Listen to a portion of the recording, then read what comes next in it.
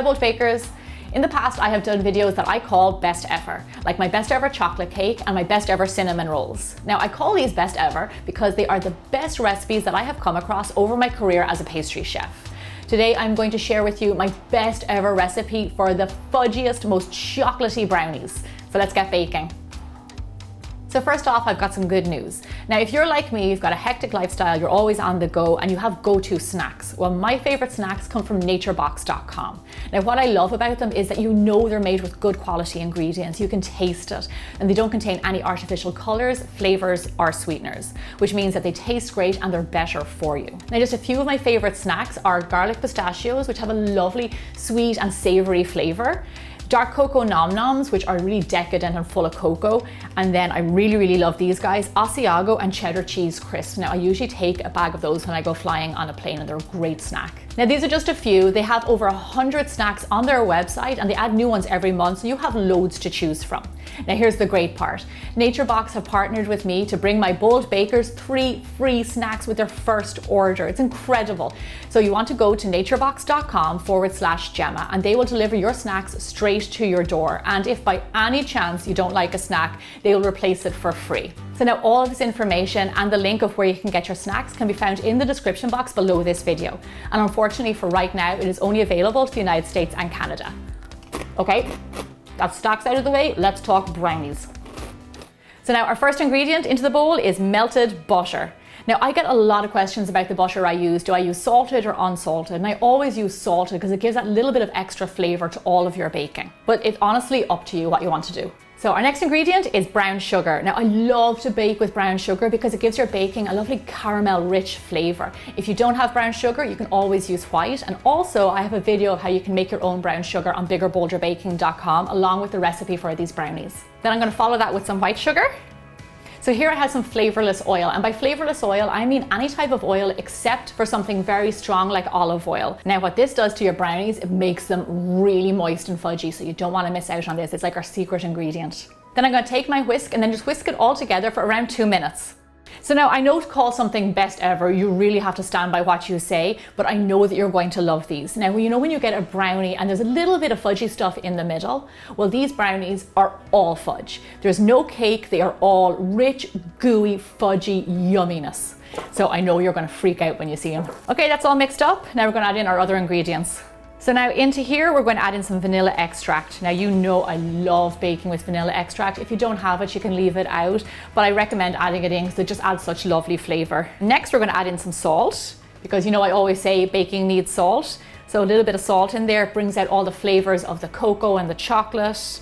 Yummy. So our next ingredient are eggs. Now I don't want you to worry, if you don't eat eggs, you can still make these brownies. You can replace eggs with applesauce, mashed banana. I have lots of options on my website, so make sure you check out the recipe. Then just crack all your eggs in there and then just whisk them in until they're well combined. So this is the kind of recipe I love because you mix it all by hand. You don't need a machine at all. Okay, lovely, everything is combined. Now we're going to add in our last few ingredients. I'm going to place a sieve over my mixing bowl. Then into this, I'm going to add in some flour. Now you can use gluten-free flour if it's all-purpose, or you can even use a whole wheat flour because sometimes I get questions about that too. Okay, now here is the star of the show. Rich, dark cocoa powder. Now when it comes to cocoa powder, don't buy sweetened cocoa powder. You don't want any sugar in there. You want pure, dark, rich, yummy, bitter cocoa powder. So buy as best quality as you can. And just in case you're thinking of using hot chocolate powder instead of cocoa powder, don't do it. I used to do that when I was young and it's not the same thing. Okay, great. Everything is in there. Now just sift in your dry ingredients. So now you don't often see me sifting ingredients, but when it comes to cocoa powder, I always sift cocoa powder because it can end up having lumps in it and you want to make sure they work themselves out before they go into your mix. Okay, lovely. Everything is in there. This is looking great. I've got my spatula now and I'm going to fold these ingredients together. Now I have said this to you many a time and I'm going to keep on saying it. When it comes to adding in flour, you don't want to beat in flour. You want to gently fold it into your mix, be it a cupcake, cake, whatever it is. If you overmix flour, it can actually make your baked good kind of tough. So just very gently mix it in until it's all combined and then stop. Oh, this looks like chocolate lava goodness. So now our next ingredient are big chunks of dark bittersweet chocolate. So in you go.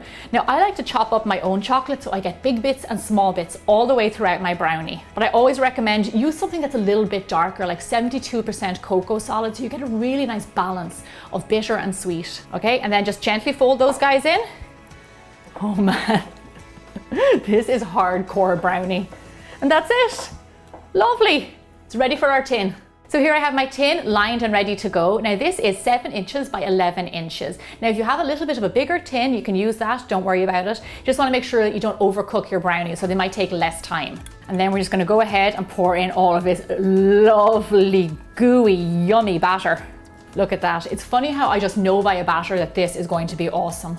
Then all you want to do is take your spatula and just kind of spread it out into the corners of your tin, make it nice and level. Gorgeous. If you haven't noticed already, these also makes really thick brownies. So they're definitely big and bold for sure. Okay, this is looking fantastic. Tastes yummy. It's ready to be baked off. Bake your brownies off at 350 degrees Fahrenheit or 180 degrees Celsius for 35 to 40 minutes. Now, when it comes to these brownies, the key is not to over bake them. You want to have them still nice and squishy in the middle, so don't go longer than 40 minutes. I am so happy with how these turned out and they smell amazing. So now I let these rest for around 2 hours just so they can kind of relax and settle into themselves. Then I'm going to take them out of the tin. You know when your brownies are perfectly cooked, when they're a little bit firmer around the outside, but they're still soft to the touch in the middle. And then I'm going to cut into them so you can see all of our hard work pay off. Now I'm cutting these brownies only into 8, but you can actually cut them up to 16 pieces because they're really rich and thick. So everybody is going to have enough. Just look at that. Now the little bit of a scary thing about this is, and a little bit exciting, I have no idea what it looks like on the inside until you lift it up and show it. So I'm really hoping all of my hype and building up to this is going to pay off. So let's have a look. Yeah, yep, that's it. Absolutely insane. Look at that, really fudgy, moist. It's almost black on the inside. That's how soft it is. And then big chunks of chocolate dotted all the way throughout. Like seriously, best ever brownie. Of course, now I'm gonna have to try some because that's my job. You see, this is the kind of dessert that I am all about. It is rich, it is dark, it's sweet, there's a little bit of bitterness to it, and it is so unbelievably moist. I stand by what I said. Best ever brownie recipe. I really hope you make this recipe and love it as much as I do. Let me know in the comments below what other best ever recipes you'd like to see me do. And don't forget to head over to naturebox.com/Gemma and claim your free snacks. I know you're going to love them. And I'll see you back here really soon for more bigger, bolder baking. Okay, I'm so full of coffee. I'm actually stuffed of coffee. I'm gonna stop drinking it. Whew.